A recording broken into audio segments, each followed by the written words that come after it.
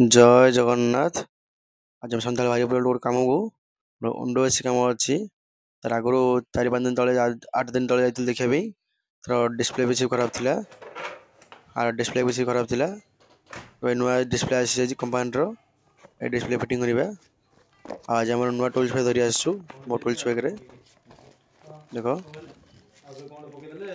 ନୂଆ ଡିସପ୍ଲେ ପଳେଇ ଆସିଛି କମ୍ପାନୀର, ସେମ୍ ଓରିଜିନାଲ। କେବେ ଫିଟିଂ କରିବା। ଫାଷ୍ଟ ପୁରୁଣା ଡିସପ୍ଲେ ବାହାର କରିବା, ତାପରେ ନୂଆ ଡିସପ୍ଲେ ଲଗାଇବା। ଭିଡ଼ିଓ ଟିକେ ସ୍ପିଡ଼ ଅଛି, କାରଣ ବହୁତ ଲଙ୍ଗ ଭିଡ଼ିଓଟା, ସେଥିପାଇଁ ସର୍ଟ କରିବା ପାଇଁ ଭିଡ଼ିଓ ଟିକେ ସ୍ପିଡ଼ ଅଛି। ସେଥିରେ ଦେଖନ୍ତୁ ଜାଣିପାରିବେ କ'ଣ ହେଉଛି କ'ଣ ନାହିଁ। ଦେଖ ପୁରୁଣା ଡିସପ୍ଲେ ବାହାରକୁ କାଢ଼ିଦେଲୁ। ଏହା ପୁରୁଣା ଡିସପ୍ଲେ, ନୂଆ ଡିସପ୍ଲେ ସେମ୍ ଟୁ ସେମ୍। ଆକୁ ଫିଟିଂ କରିବା ଏବେ। ନୂଆ ଡିସପ୍ଲେ ଲଗାଇଦେଲୁ, ଏବେ ସ୍କ୍ରୁ ଫିଟିଂ କରୁଛୁ।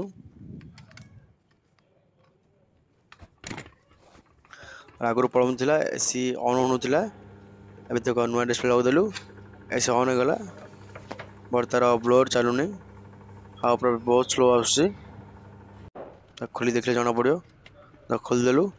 ଫାଷ୍ଟ କାପାସିଟି ଚେକ୍ କରିବା, କାରଣ ଫ୍ୟାନ୍ ବହୁତ ସ୍ଲୋ ବୁଲୁଛି। ଆଉ ଦୁଇଟା ପ୍ରୋବ୍ଲେମ୍ ଥିବ, କାପାସିଟି ପ୍ରୋବ୍ଲେମ୍ ଥିବ, ନହେଲେ ଫ୍ୟାନ୍ ଖରାପ ଥିବ। ତ ଫ୍ୟାନ୍ ଖୋଲିଲୁ। ଆମ ପାଖରେ ଗୋଟେ 5 UF କାପାସିଟର ଥିଲା, ଆଉ ଫ୍ୟାନ୍ ଲାଗିଛି 6 UF। 5 UF କାପାସିଟର ଲଗାଇଦେଲୁ, ଚଲେଇଲୁ। ଫ୍ୟାନ୍ ସ୍ପିଡ଼ ବୁଲୁଛି, ଆଉ କାପାସିଟର ହିଁ ଖରାପ।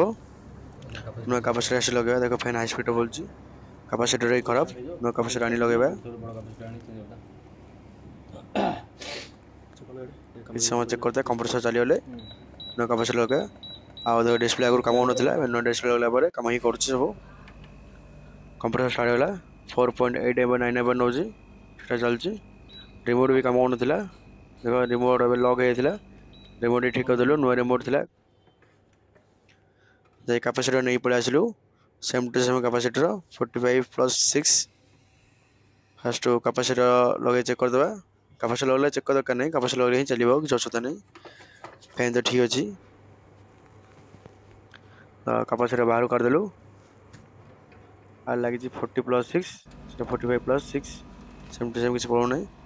ନୂଆ କାପାସିଟର ଲଗାଇଦେଲୁ। ଫାର୍ଷ୍ଟ କ୍ଲାସ୍ କୁଲିଂ ଆସୁଛି, 4.6 MB ଚାଲିଛି। କୁଲିଂ କୋଏଲ୍ ବି ଜାମ୍ ଅଛି। କଷ୍ଟମର କହିଲେ ସର୍ଭିସିଂ ହେବ, କଷ୍ଟମର କହିଲେ ପରେ କରିବା। ତ ସବୁ କାମ ସରିଲା। ପୁଣି ଥରେ ଦେଖା ହେବା ନେକ୍ସଟ ଭିଡ଼ିଓରେ। ଭିଡ଼ିଓ ଭଲ ଲାଗିଲେ ନିଶ୍ଚୟ ଲାଇକ୍ କରିବେ। ରହିଲି, ଜୟ ଜଗନ୍ନାଥ।